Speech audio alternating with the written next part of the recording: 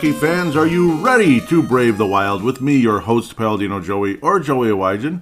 Brave the Wild is available on Apple Podcasts, Google Podcasts, Podman, Spotify, iHeartRadio, TuneIn Radio.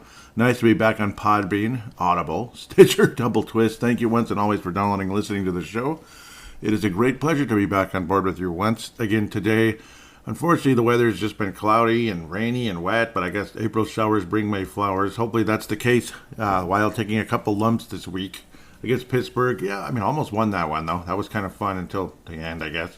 And Nashville Predators, yeah, that's a little cloudy and dreary right there. 2-2 this past week.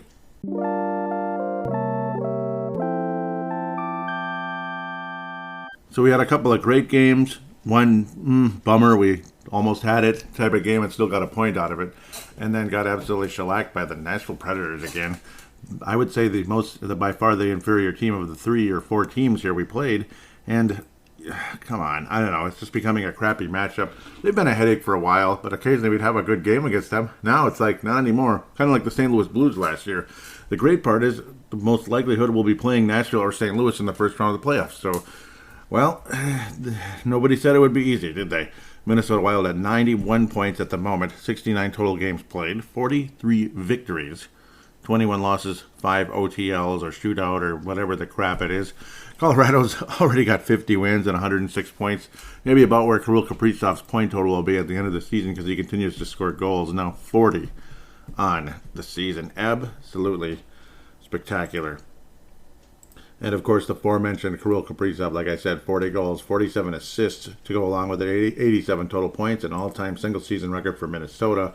We'll be talking a bit about that off and on during the course of the show. Still on course for 103 points. Of course, he only missed one game with what looked like a scary injury earlier in the season. Unfortunately, other guys have been out. Matt Boldy with an upper body injury. Matt Dumba very recently now against the Nashville Predators.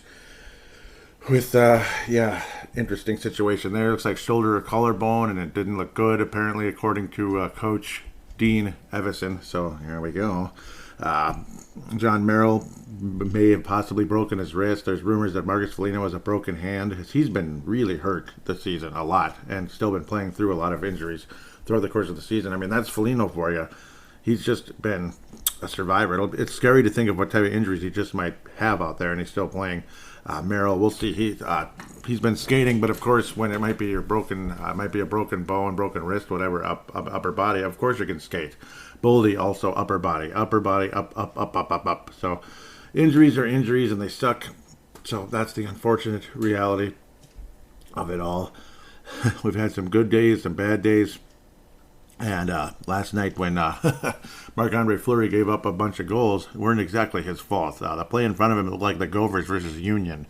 Let's try not to replay that this weekend as the Minnesota Gophers hopefully get to the championship game and get the job done this time around. We'll see what happens.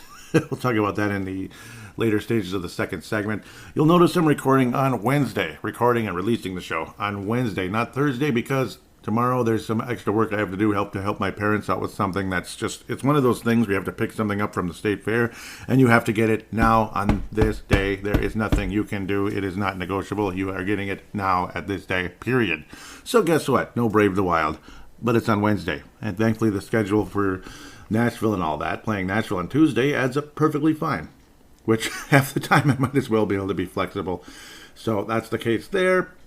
This show is going to be similar to last week's, hopefully with less babbling, but who knows? It is what it is. Joey babbles sometimes, but I guess that's radio for you.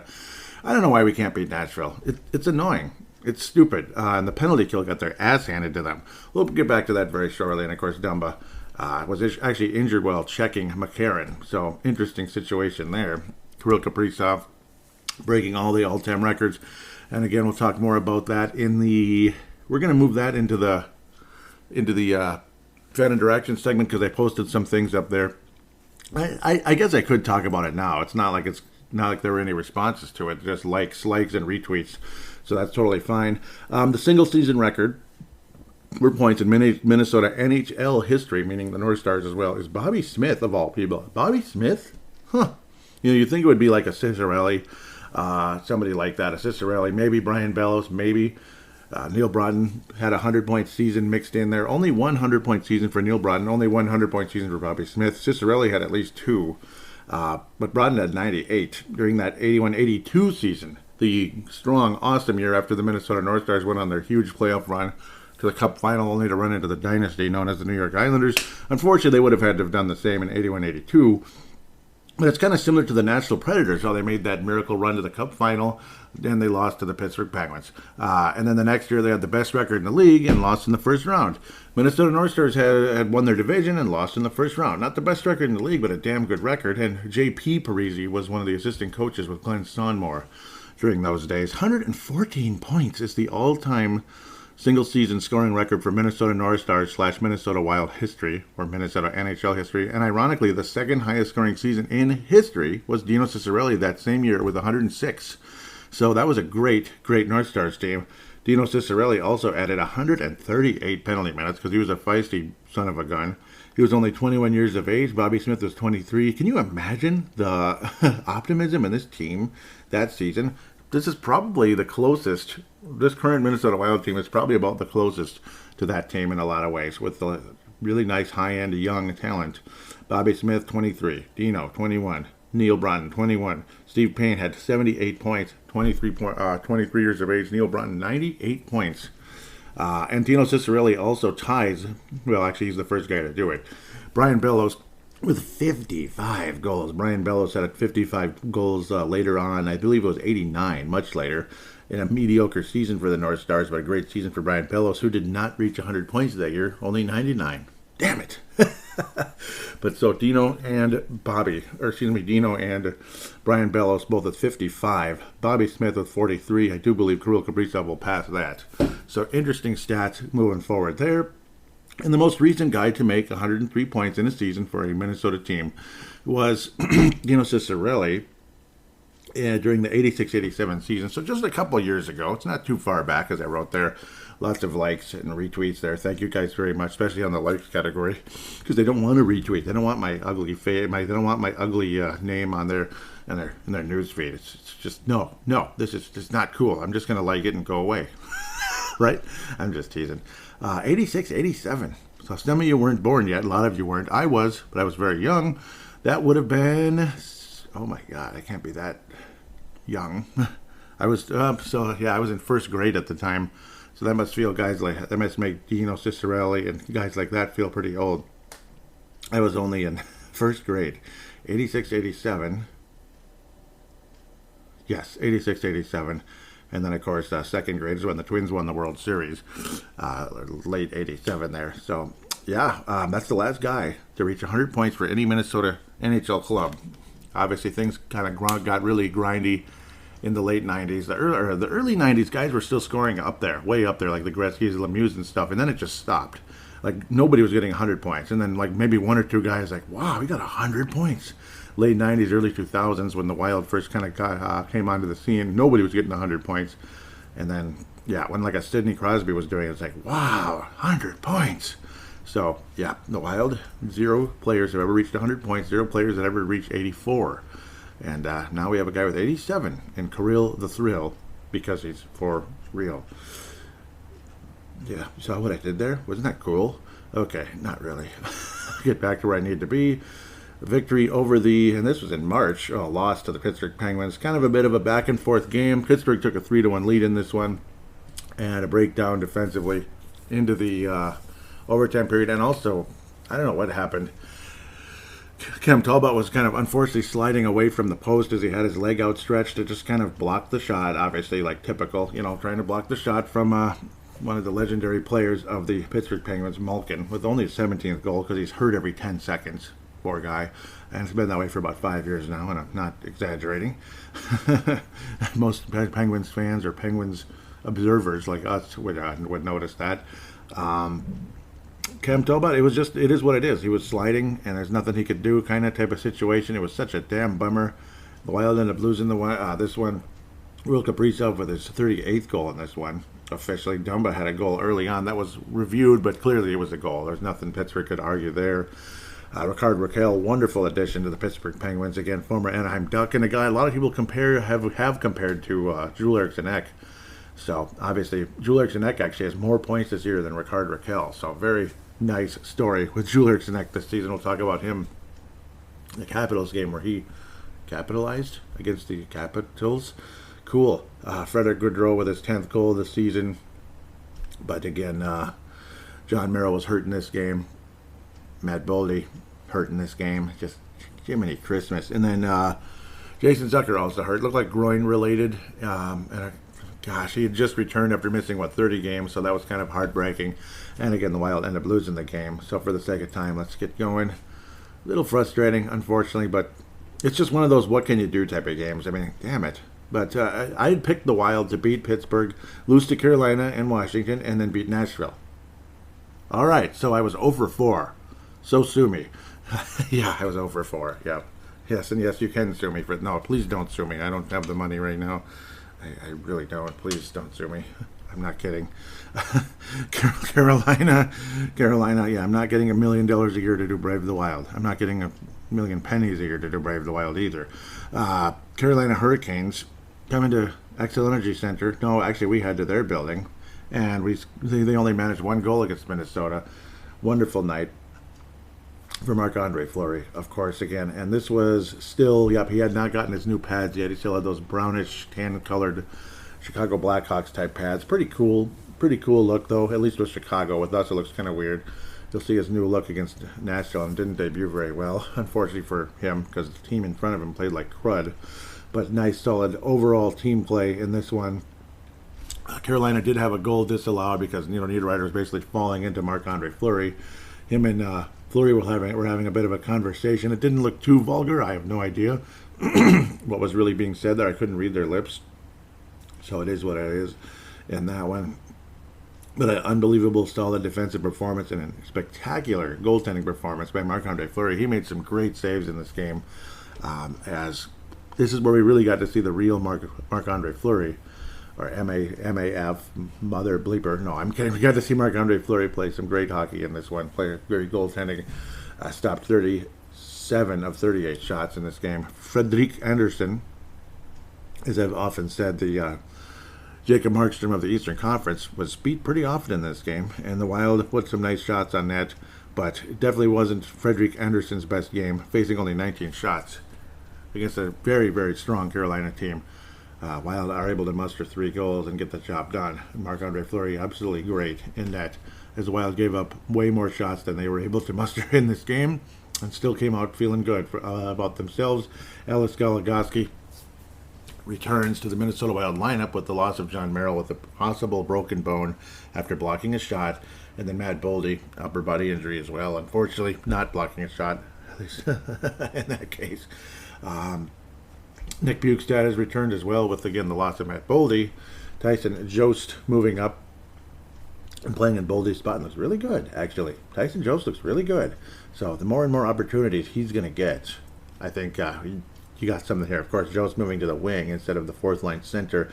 Nicholas Bukestad. Yeah, I know Nicholas. Nick Bukestad returning with a very tough, very powerful fourth line there. With obviously the only Dewey brother on the roster now, Brandon Duhaime, and DeLorean himself, Mr. DeLorean, no, Mr. Monster Truck Delorier out there as well. Kirill Kaprizov scores again. Yep. Did Kirill Kaprizov score? Yeah, he scored. Did Kirill Kaprizov score that game? Yeah, he scored that game too. It's an unbelievable run for Kirill. It's funny too. No matter how many games he musters points, it just kind of stays at the same pace because he isn't having those crazy 4 or 5 point games that she's had in the past, or even 3 points. They're kind of here and there. Yeah, because if you score a point a game, you end up with 82. So obviously 82 is less than what he already has. That's how remarkable he's been this season. And Zuccarello's been damn remarkable as well, scoring on the power play. That was on a nice pass from guess who? The other guy was passing the coffee cup back and forth with him in the famous commercial now. Kirill Kaprizov, of course, centering pass for Mats Zuccarello to finish the play. Zuccarello, career high already, and he's got 50 assists. That's a career high 71 points for Mats Zuccarello at age 34. Who says you don't get better with age? I mean, he's like an imperial stout, isn't he? Matt Zuccarello. He's like an imperial stout. Maybe Kirill Kaprizov is a phenomenal IPA. Just tough, solid, just gets everything done. Complex, an awesome IPA with that's about 7%, 7.5%, one of those. And then Matt Zuccarello is like a imperial stout, or just those sweet passes. Not that Kirill's aren't either, because Kirill will be like a balanced attack with the bitterness and the sweetness. That's the IPA, the sweetness to balance that out, so you're not just, so it doesn't taste like you're drinking bark or pine cones or something, even though I like the piney taste in an IPA.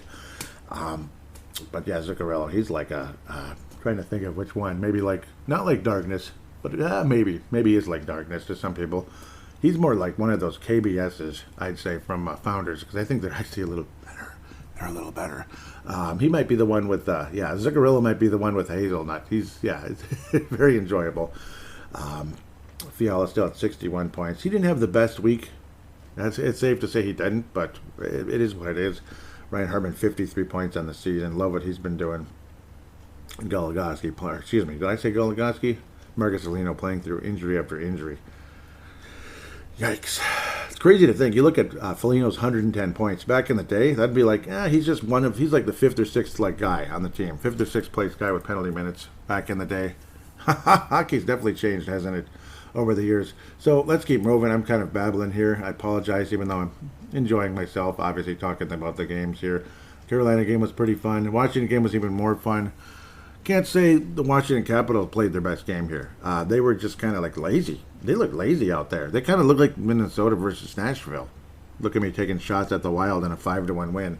But they kind of looked like the Wild versus Nashville in this game. Let's just be honest about it.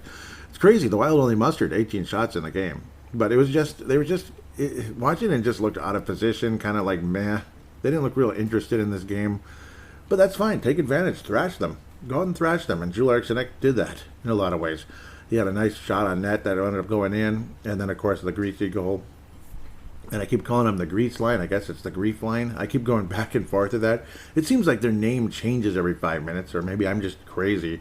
Obviously, because I always thought the grief line was when Duhaime was with them. That's grief, right? So, I don't know. I'm just crazy, and I apologize. But that's when Duhaime would move up. I always heard Greece, but maybe I'm just crazy. I'm not hearing things right. So my deep apologies. Marcus Foligno, awesome game. Obviously, nice finish late in the game to put the Wild up. Was it 4-0? Delorier got the 5th goal on an empty netter. That felt great. Tyson Jost, nice play. Obviously getting the puck and kind of taking advantage of the space he had and release. Awesome. Again, the goaltending could have been better on the Washington side. Vanacek has had better games. Let's just be honest. He's had better games, but the play in front of him wasn't too good either. And go ahead and take advantage. Tyson Jost finally scoring for Minnesota and with a goal rather than just assist. So that's nice and deeply appreciated. He does look like there's something there. But again, the production just hasn't showed up yet on the box scores. 11 games already with only 3 points, but 3 total points, only 1 goal. But obviously he does a lot of intangibles, does Tyson Jost. Very solid defensive player. Just kind of does a lot of things right, that type of thing. And he's only 23, so he has the right to move up and become a better and better player. And it does sound like he's part of the solution, not some kind of a temporary, like, oh, what the hell, give him a shot and see what happens, that type of thing. So, which is basically what Rem Pitlick was at the end of the day. Oh, what the hell, let's see what happens. And he actually played pretty well here, particularly early on. Things quieted down. Tyson Jost has more of a long-term future in Minnesota than Rem Pitlick did. But at least Pitlick's doing very, very, very well with Montreal. I mean, take advantage of the opportunity because, Montreal is starting all over again after making a cup final just 2 years ago during the whole bubble. Isn't that weird? Montreal went to the Stanley Cup final. What? It just sounds foreign to me. Good for them, I guess, at the end of the day. But the Washington game, I mean, obviously happy, solid, fun game. I mean, how many times have we been on the other end of this one with Washington? Or say, the Wild play okay, but then Ovechkin, is getting those one-timers, those powerful releases. I mean, he got a hat trick all in one-timers against Minnesota a few years back, and it was just like, come on. Minnesota was on a hot streak at the time, and then it was like, it's over. Good night. That's basically what happened. Ovechkin showed up and killed us. Ovechkin wound up with an assist on what looked like a goal, as Garnett Hathaway had tipped it right in front of the net. Former Calgary Flame, of course. I'm sure everybody remembers, right? No, I mean, I just know because I pay attention to the Flames. But, yep, Garnett Hathaway was able to tip it in. And, God, Washington, their one little goal. Talbot was like, damn it, anyway, I lost my shutout. Of course, Fleury lost his shutout late against the Carolina Hurricanes. I wish the Wild were able to get a shutout versus the Nashville Predators. Wouldn't that have been great? But that just wasn't the case. 6-2 in Nashville. Yes, the Wild have played like not so good in Nashville over the years. We've had some entertaining battles at this club. Usually it's like back and forth. Okay, they win. Okay, we win. Okay, they win. Okay, we win. This year it's just they win, they win, they win, they win. But we'll see. Hopefully it turns out where, say, the Toronto Blue Jays dominated the Minnesota Twins when we played each other in 91. And then here came the ALCS and the Twins win in 5. Hopefully that's the case if somehow we wind up playing this Nashville club in the postseason, which is a possibility. It's probably going to be St. Louis, but it's a possibility. And Nashville looked like they were toast. They were done. They're going to end up having to rebuild. And they're not going to have to rebuild. To be fair, the Wild did put the puck on net quite a few times, but this kind of felt like that crappy St. Louis series a couple of years ago, where no matter what we put on net, it's like, yep, Saros was able to stop it. And the play in front of Marc-Andre Fleury just wasn't there. It was kind of like a wide open kind of game, where if the Wild actually were scoring goals, they still would have lost like 6-5. It was that kind of night. Like, what the heck, man? And then to add another injury, which quote-unquote doesn't look good, according to Dean Evison, with Matt Dumba, that's depressing. Again, shoulder, collarbone was just dangling, and that reeks of like a possible break or separation type of situation. Any type of injury up there is not good. So, I don't know. I mean, Dumba, I don't know, man. It sucks. I mean, the pectoral injury was pretty damning for him. So, obviously, that's not what this injury is. You don't get a pectoral doing what he did there. It's more of like a break or a bad bruise, or probably a break. Yeah, might be a collarbone when you look at the angle. Kind of was getting squished. So, yeah, it's kind of how it was. He ended up hurting. It's just ironic how it was a heck of a hit. And Matt Dumba was penalized, which drew the ire of Dean Evison. Yeah, it drew the ire of Dean Evison, no doubt about it. Was penalized for interference on the hit, and then Dumba's the one that gets injured on the play. So it's just go figure. So let's just say it wasn't our night. Ryan Johansson, who was annoyed and tortured us for years, and those stupid, idiotic shootout goals where he was like literally not even moving anymore. It was like a mockery. Like, hey, I'm moving. I'm moving about 0.03 miles per hour. I'm moving. It counts. Ugh. And he gets a hat trick in the game, including the empty netter. That was the end. I got the hat trick, and you got to see things go on the ice. It seemed like everything but hats went on the ice, and I wasn't going to throw any of mine. Those are for if the Wild get one, which has been a few weeks and months now. Overall, nice game for Nashville. Good for them. Yay. Yay. That's all I got to say about that. Just kind of a thorough butt kicking, unfortunately. Great goaltending by Saros. And really poor play in front of Marc-Andre Fleury. That's just all I got to say. You can kind of chalk it up in just a few words at the end of the day. The Madonna Award winner for this week, I think I'm going to still give it to Marc-Andre Fleury. I was going to give it to him. He was the leading candidate, and I don't think this was his fault. I really don't. He could he have been a slightly bit better? Sure. But, I mean, come on. If you're going to pin this one on Marc-Andre Fleury, you're crazy. Marc-Andre Fleury will get the Mike Madonna Award winner for the week. Honorable mention to guys like, obviously, Kirill Kaprizov. He's going to be an honorable mention every week with the way he's been just freaking awesome, outstanding. Zuccarello, guys like that. I'm going to give this week to this week's James Trevor Memorial. I think Fiala. I think he's not had the best week. And it's a gentle one. It's not like, oh my God, you suck. What a horrible week. Obviously, the scoring hasn't been there as much for Fiala. Just this past week, I'm sure it's going to come right back. But also, again, the turnovers and some of the, staying on the ice, stuff like that. That kind of bothers me. And then the injury bug itself, that's kind of a lame excuse. But, yeah, we'll give it to that, too. But Fiala's going to share it, but more so to him because he's an actual player for the James Shepard Memorial. With that, we'll take a quick break and return for previewing 3 games.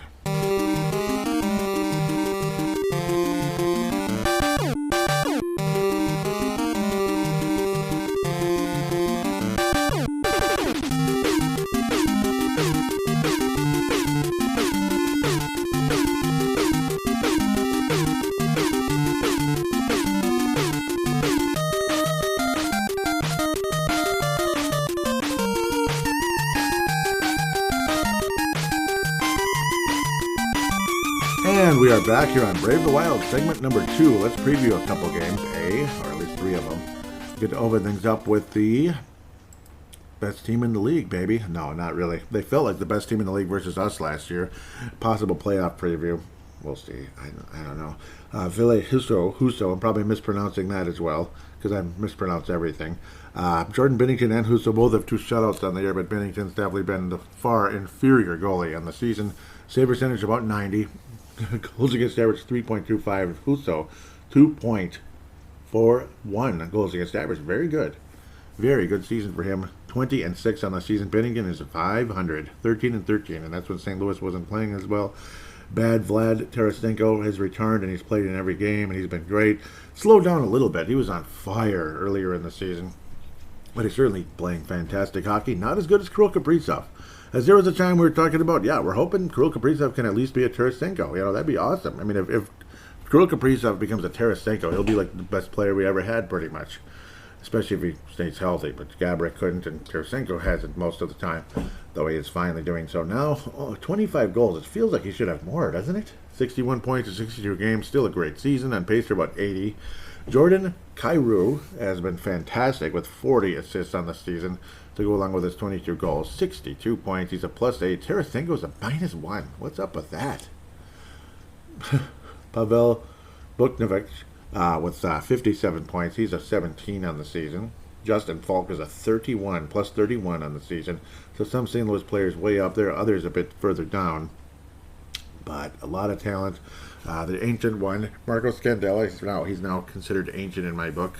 2008 draft. This would be a youngster to me, but yeah. He's been, he's there. He's there, and he's kind of stay at home, and he's a third pair type of guy. There was a time he was thought of as a 1 or 2 pair. Once upon a time in the Minnesota days, obviously, when he was coming up in the system. 13 points in 58 games. He's solid. He's solid, and that's about it. Guy that people talked about, hopefully the Wild could acquire him in the trade deadline. It'd be cool to get him back to actually finally play for the Wild after all these years. Nick Leddy, 2009 first-round pick, who never played for Minnesota, was dealt in the infamous Chicago trade for Cam Barker. Kim Janssen, not Johnson, Janssen, damn it. He's got 4 points for St. Louis in the 8 games he's been there, finally leaving the Islanders. Actually, he was on Detroit, pardon me. He left the Islanders last year. James Neal, who's been all over the place, he's on to St. Louis now. He's got 4 points in 19 games. Ooh, he's been all over the place. I don't know why I'm even bringing him up. Braden Shen, who's been generally the best player most of the time. He's missed a number of games this season. Ryan O'Reilly's numbers have been way down. He's only at 46 points. As he's been a consistent leader of this club. He is the captain, and he was the main guy for them winning the cup. He ended up getting the Conn Smythe Trophy, despite Jordan Binnington being the miracle between the pipes, basically, leading St. Louis to a cup. I don't think they're going to win it this year, and a lot of people would favor St. Louis versus Nashville. Last year, it was like, oh no, I do not want to play the frickin' St. Louis Blues. We're going to lose in 5 games.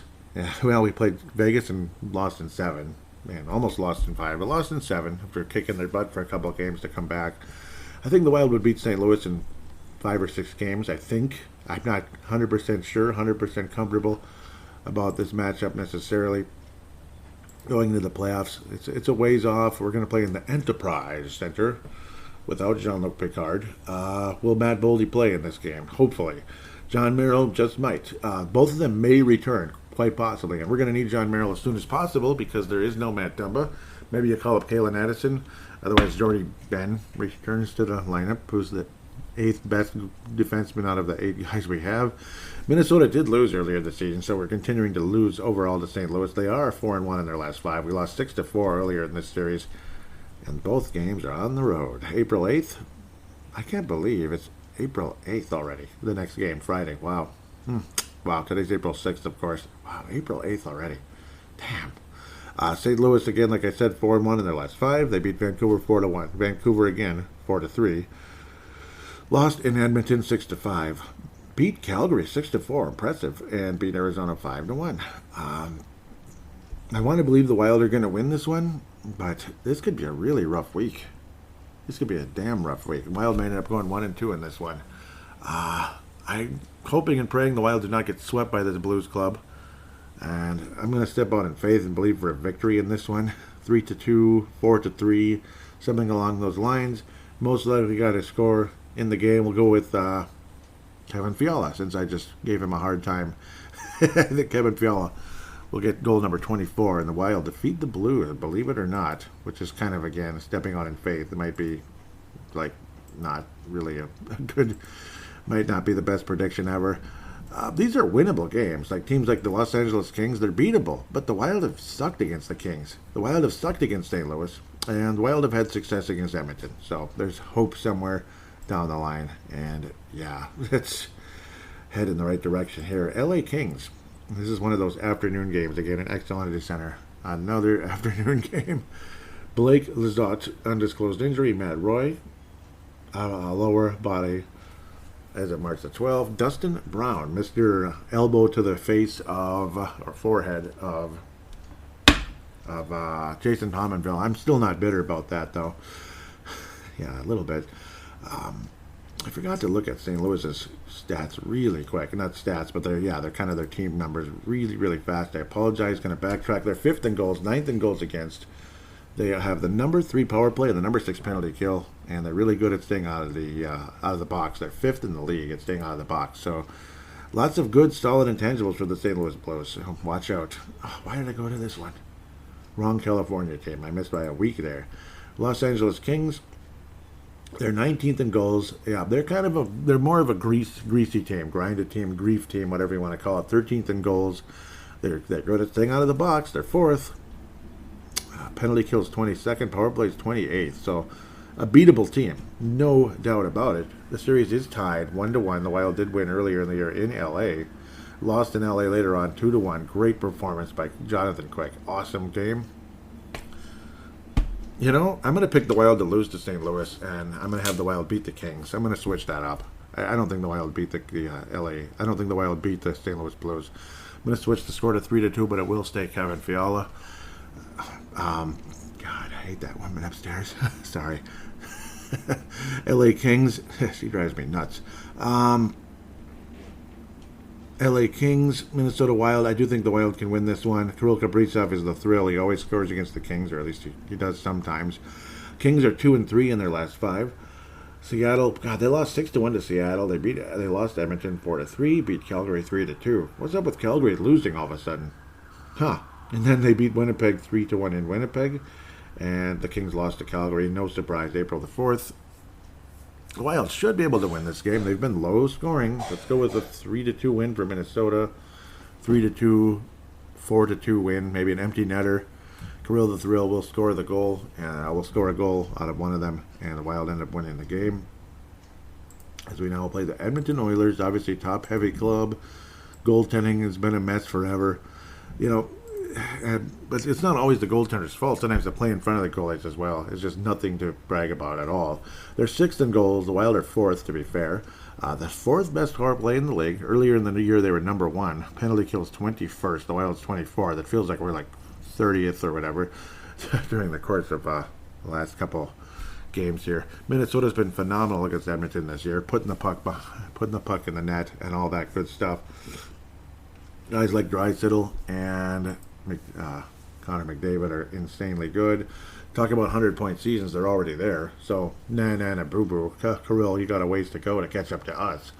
Yeah, but you're not winning that much.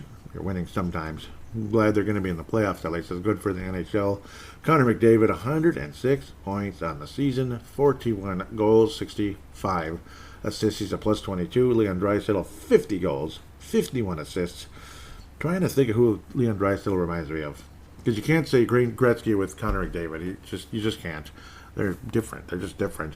They have been playing really well lately, to be fair. So they're moving in the right direction. Good for them. I still say Darnell Nurse is not worth $9 frickin' million a year. Thanks very much for overpricing things for other players, for just screwing things up here. Kirill Kaprizov's going to want $13 million in the next couple of years. Just you watch. Thanks, Darnell. Seriously, who does Drysdale remind me of? I can't remember. I don't know. I mean, it's like you want to say Lemieux, and it's like no, it's like someone else. I don't know. My comparisons have been stupid, so I'm just going to keep my mouth shut. Duncan Keith is still playing, 19 assists. I'll say like somebody like Cam Neely, and they'll be like, no, Cam Neely was completely different. It's like, I'm sure he was. I'm sure he was. He probably was. And I liked Cam Neely, and he was a 50-goal guy. Hull was a 50-goal guy, guys like that. But, of course, Hull was a winger, so it's a different player than Draisaitl completely. Edmonton's 5-0 in their last 5, though. They've been great in that category. Yep, 6-1 win over Arizona, 4-3 win over Los Angeles, 6-5 over St. Louis, 6-1 in Anaheim, and 2-1 in San Jose. Edmonton Oilers, way up there now. Good for them. Want to look at where they actually stand here. Yeah, second place in the Pacific with 87 points. They're only 4 points behind Minnesota, but 2 more games played already. LA has 3 more games played than Minnesota. All of them are in division leader category when it comes to the postseason. Nashville and Dallas are competing with the Vegas Golden Knights with only 1 point behind Dallas. But Vegas has played 2 more games than Dallas, and Winnipeg has got 76 points. They're kind of a dark horse to make it, but you never know. Edmonton should make it at this stage. They should. They're winning games. I mean, good for them. They made a coaching change earlier in the year, which was unfortunate for Tippett, because I'm a big fan, but it is what it is. Edmonton, Minnesota.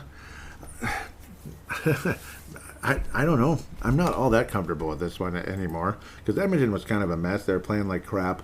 This one is in Xcel Energy Center on Tuesday at 7 o'clock, Tuesday the 12th.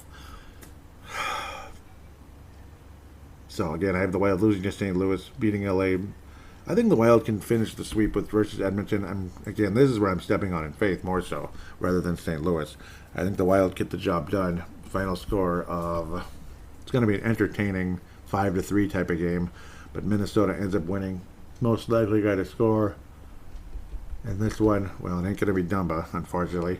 So, I'm thinking along the likes of, if he's back, Matt Boldy is going to put one between the pipes. I think Matt Boldy gets the job done if he's back. Otherwise, Ryan Hartman and the Wild end up getting the job done versus Edmonton. Let's look at the prospects a bit if humanly possible.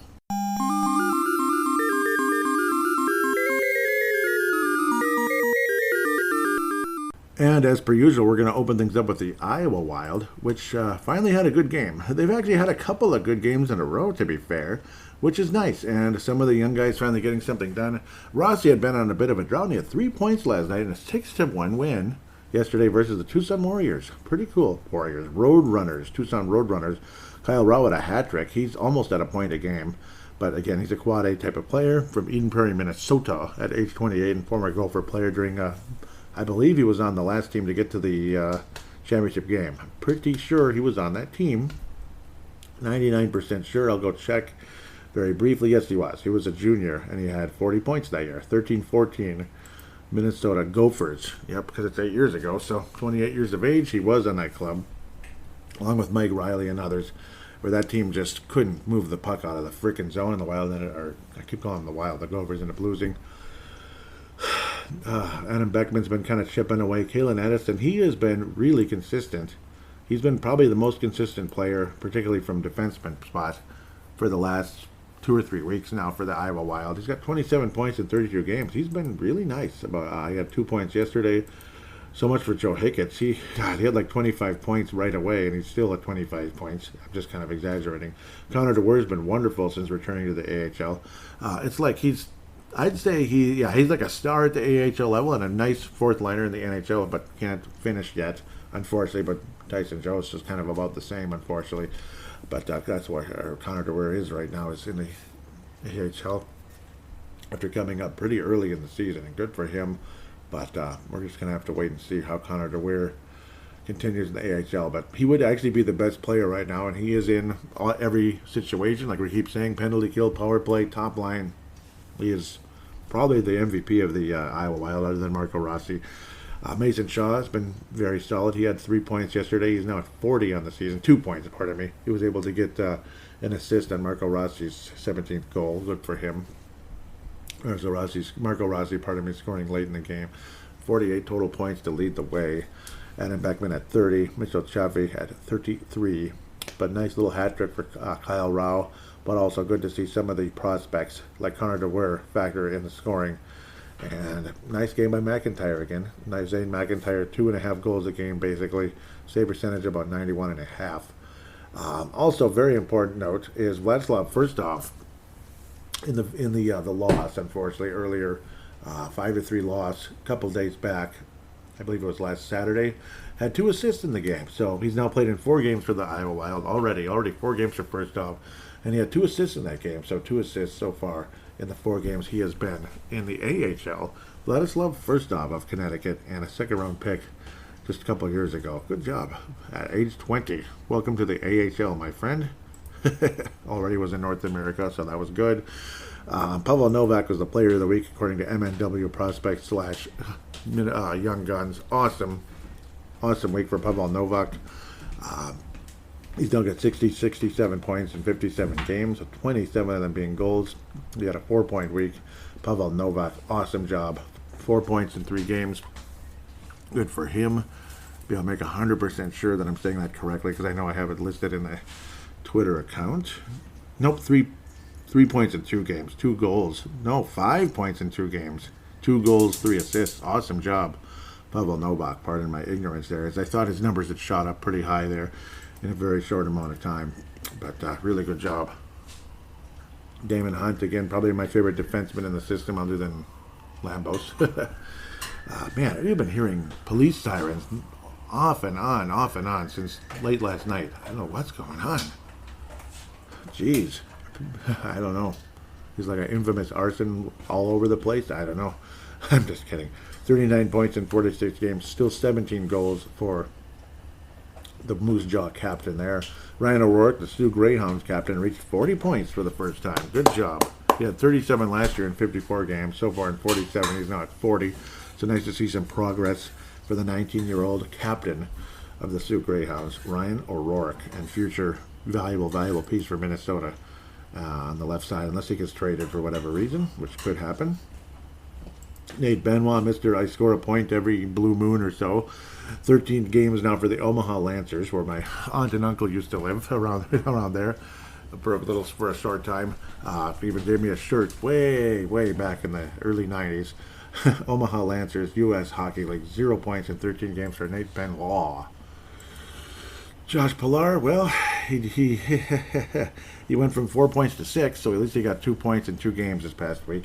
Good job, Josh. Let's get things going a little bit in the better direction here. Added a goal and an assist here. Good for him. Hey, it's progress. After a crummy start for the Saskatoon Blades of the WHL, after, doing well for Kamloops and then slowing down during the course of the season. Kyle Mostas, I love saying it that way. He's a right shot defenseman who would definitely be a third pair because he's a stay-at-home type of guy. But a plus 28 on the season, only 14 points in 61 games. Bankier, again, former teammate of Josh Pilar.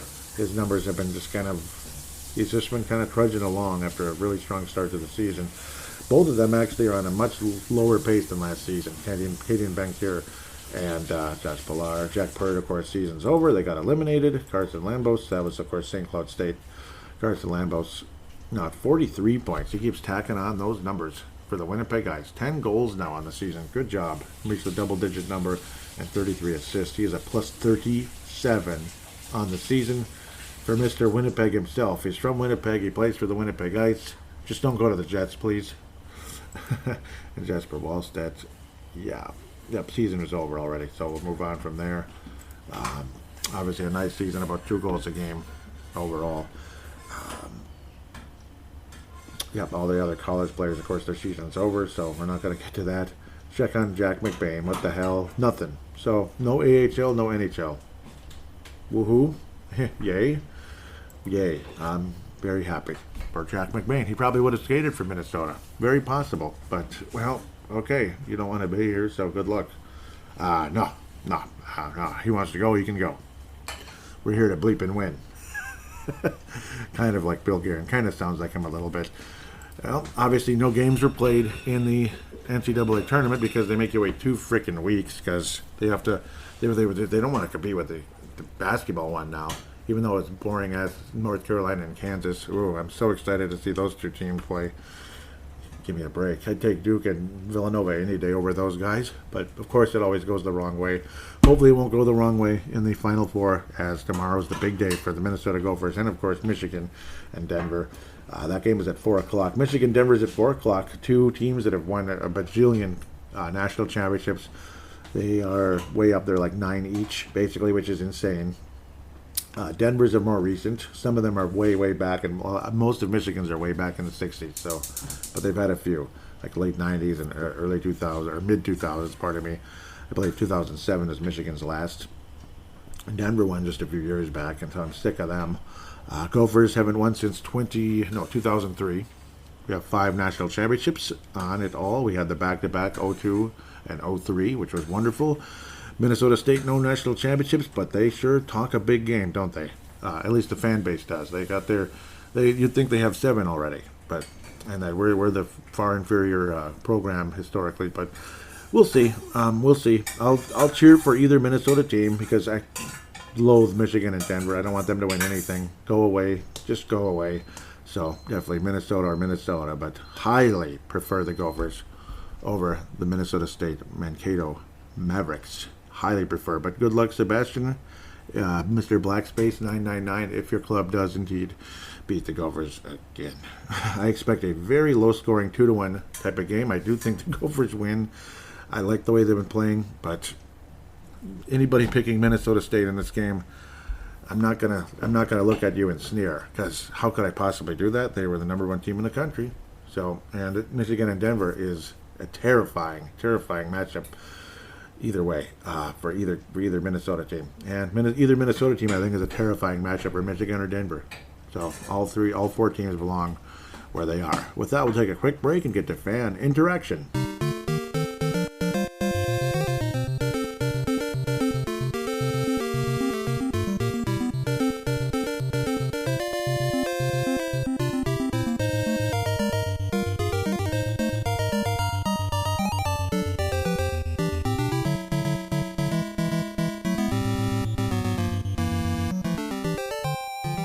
And we are back here on Brave the Wild.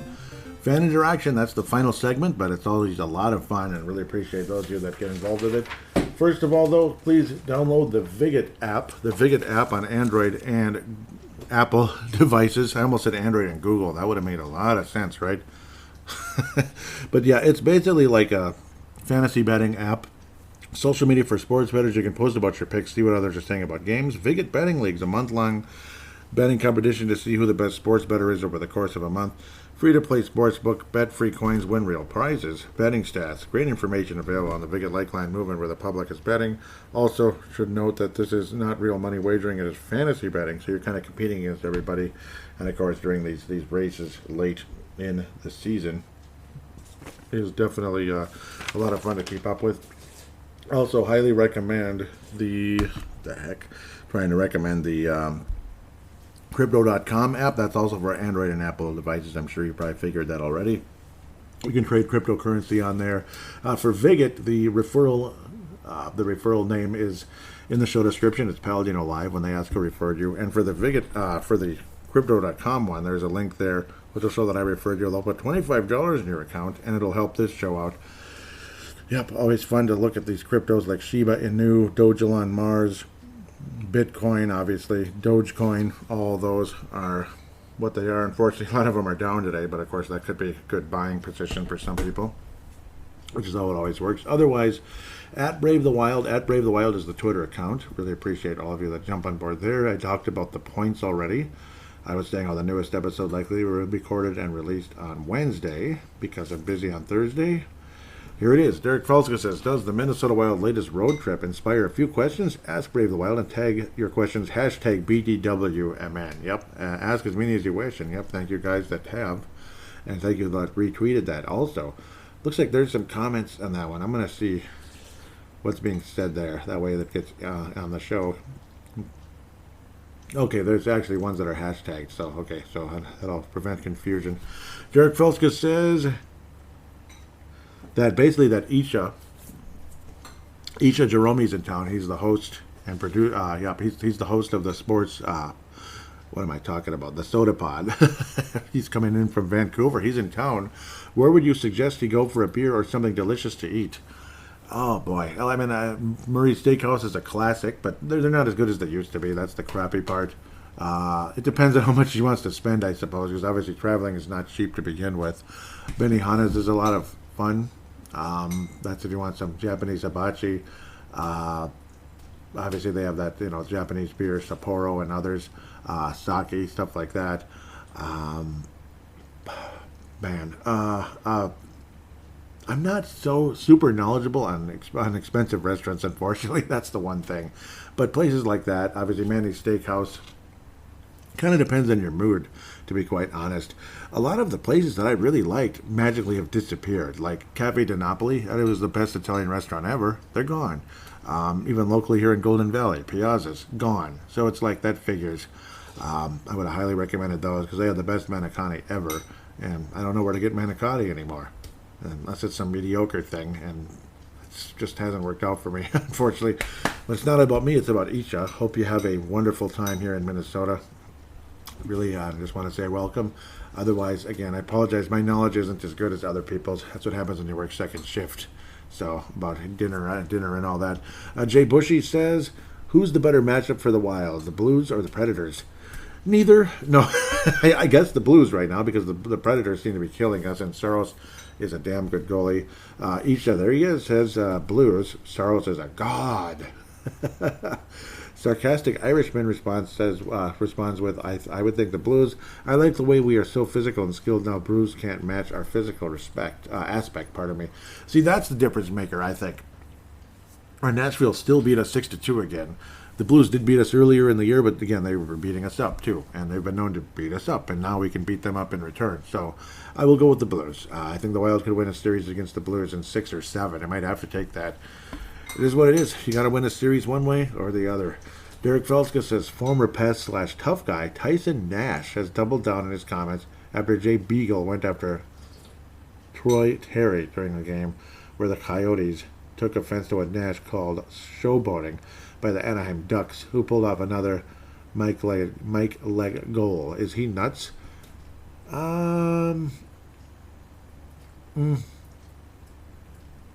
Somewhat. No, I mean, not really. I'm not a huge fan of showboating. I'm a little bit more old school that way. So I'm not a huge fan of some of that.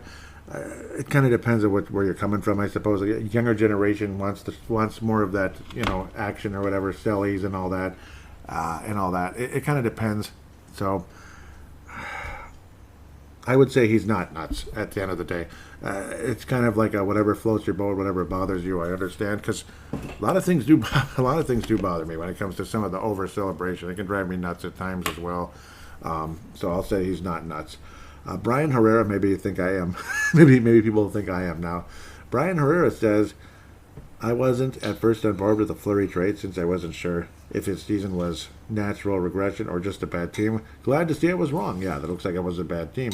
How many more games will the Flowers steal for us this year? Maybe a few more here.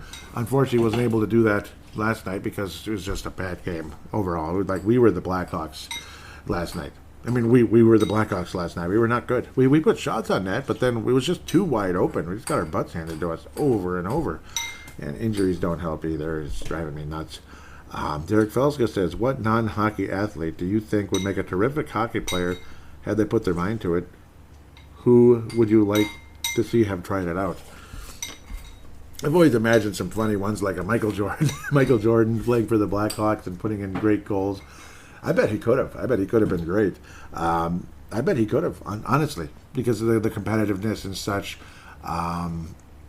Obviously, he would have been kind of a skinny guy, but he put on some muscle later in his career when he played baseball and was, power hitting for a little bit of power later on. He was a better outfielder than a hitter, though, because of his, ability, to track the ball and his quickness and everything, or his speed overall and quickness. I'm trying to think of who else. because my imagination is always bouncing around with that, and now I'm blanking, which is annoying. Um, I think LeBron James, absolutely, yeah. I mean, look how he's built. LeBron James I think, could have been a really good hockey player. That's one I've actually thought of in the past. Um, he's probably the top one, at least like for say the basketball world. Football, it's kind of hard to say. Baseball, of course, some of them did play hockey, like Justin Morneau, guys like that. There were some others, but Morneau for surely did. I think he was a goalie, though.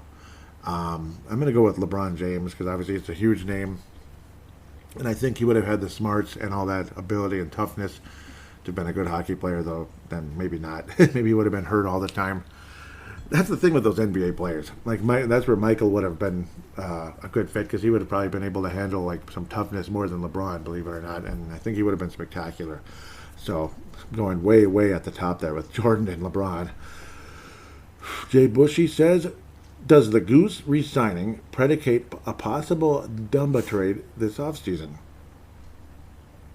Possibly. Yep, Goose isn't Goligoski, right? Not Moose, but Goose. Very possible.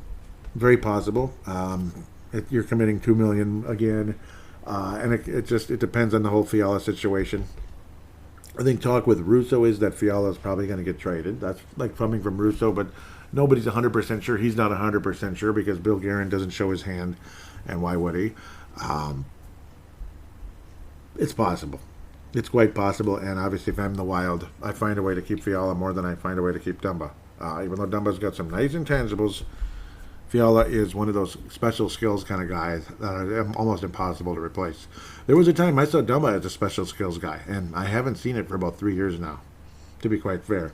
Derek Felska, at Crease and Assist, by the way, writes for the Sports Daily. At Crease and Assist, he writes the reviews. His wife, Teresa Ferries, writes the previews, as I have failed to mention that the last couple of shows, and I apologize. Or at least last show. We talked about it when he was on 2 shows ago. Great time doing the show with you, Derek. That was awesome. I'm sorry that the audio on my side wasn't as good as it should have been. That was my own fault. Derek says, do you think Matt Boldy will come back in time to be able to join the Minnesota Wild 20 goal club with 6 members? Yeah, because Wild have 6 players with 20 goals this year. It's just freaking awesome. Or isn't there enough time, as he has only 12? Yeah, I don't think there's enough time. I'd like to believe he could, but it seems like he's kind of like Kaprizov at the beginning of last year. He's kind of still in that stage where he's passing more than shooting, and that's fine if Fiala ends up being the more the recipient of goals rather than Boldy the recipient of great passes for goals. They both set each other up nicely.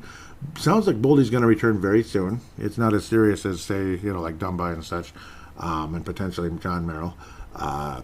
But I say he does not. I think he winds up with 15. That's my random guess, 15 goals, which is still fine, but unfortunately not color-worthy. At the end of the day, sarcastic Irishman. Okay, yep, I already read that one. Yep, about he thinks the Blues, yep. He likes how we're more physical and skilled now, and that's really nice, and I agree with that 100%. Brian jumps back in and says, since Foligno arrived, he has improved every season with us, and more so in the last 2 years, that's for sure. From a fourth-line grinder who could be scratched. Yeah, I remember how mediocre he was at the beginning, to leading the top shutdown line in the NHL with a scoring touch. Yeah, he got his 20th goal, didn't he? How impressed have you been with his growth on this team? Insanely impressed. Insanely impressed, and he's the kind of guy I hope wears a Wild jersey as long as possible. Eventually there could come a time where he gets so broken down that he just, he wants to keep playing, but he's, that Bill Guerin does a Bill Belichick, where it's just, I'm sorry, we love you, but it's time to move on. So, but hopefully that's not for many, many years to come. I hope he can, with his style of play, I hope he can last quite a while yet. Absolutely love Marcus Foligno. So impressed. He's so valuable. He's not a star, but he is well-deserved to be a top 6 type of guy. Top 6 or middle 6, whatever it is, but well-deserved. Jay Bushy comes back and says, last night I barely heard Wilson's name. Yep, Tom Wilson. Does D'Lo's presence in the lineup make that much difference? I guess so. I guess so. That would be Mr. DeLorean there. I guess so. I hope so. If that's the case, that's extremely impressive. And it does seem like people have really backed off. You're not seeing a whole lot of shoving Kirill Kaprizov and cheap shots like you saw earlier in the year, even super recently versus Colorado. That was, and that was just a dumb play by Taves. When Kirill Kaprizov had already scored the goal, and he wasn't showboating or anything. He just had scored. So to cross-check him after that was pretty dumb. Brian Herrera says, since you're a Final Fantasy fan, yes, in the cartridge era, not so much in the CDs and beyond. Yep, I'm super old school. But back to where I was. Since you're a Final Fantasy fan, have you watched the movie? Yes, I have. The Advent Children one, right? If so, what did you think of it? I thought the story was good, but lacked the charm the games have. I agree. And didn't have any chocobos in it. Yep, Advent Children. It was kind of more of a sci-fi than a Final Fantasy. And I do think it's like sci Final Fantasy now, basically. It's a science Final Fantasy now. That's pretty much what it is, or sci fantasy instead of Final Fantasy. That's what people have called them over the years. So it did have more of that aspect to it. There's no classic Final Fantasy really to... FF7 was really the beginning of all that sci fantasy, basically, instead of... Final Fantasy. That's the one complaint I had. But yeah, the story was good. The music was awesome. And Sephiroth, it was cool to see Sephiroth, if I'm saying his name correctly. If I'm not, I've been saying it incorrectly for 25 years now. Coolest character ever. Obviously, he's the bad guy.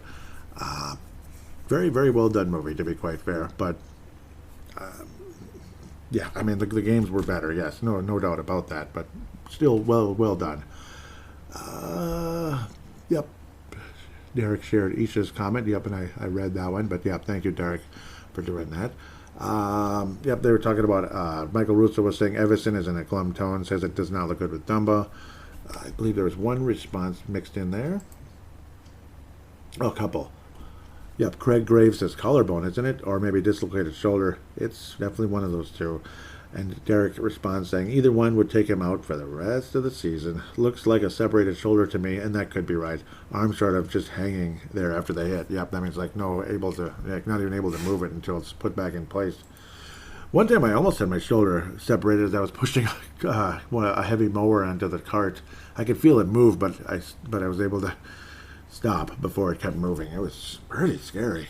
I was like, okay, yeah. And I didn't even tell anybody about it either.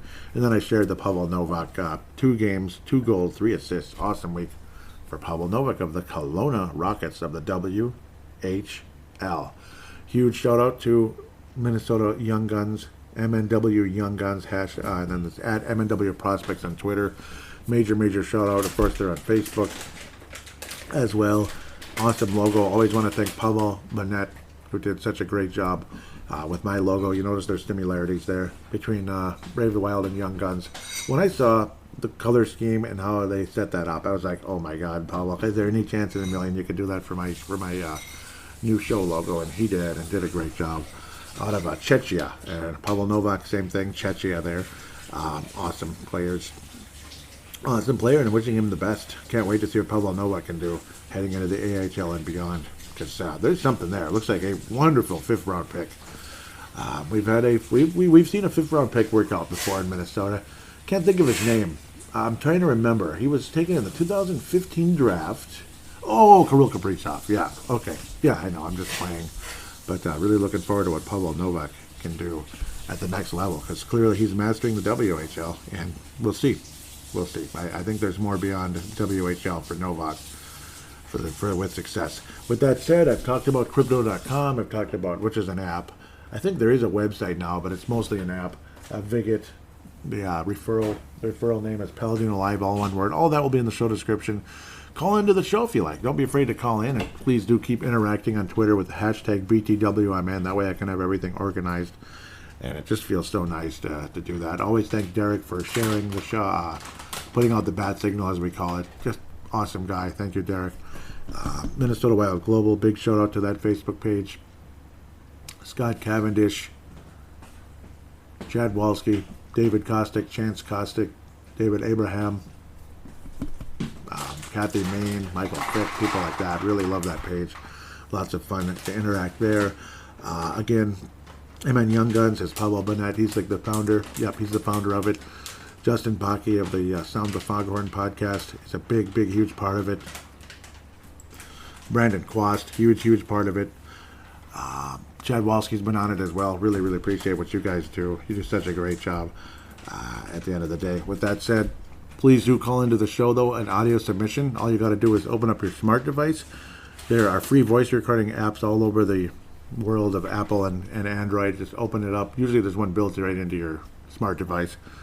Just open it up, press record, treat it like a phone call. It stops, share it, and then email it to, save it, and then email it / share it to Paladinolive@yahoo.com. Paladinolive@yahoo.com. I would then convert it into an MP3 file thanks to Zumzar.com.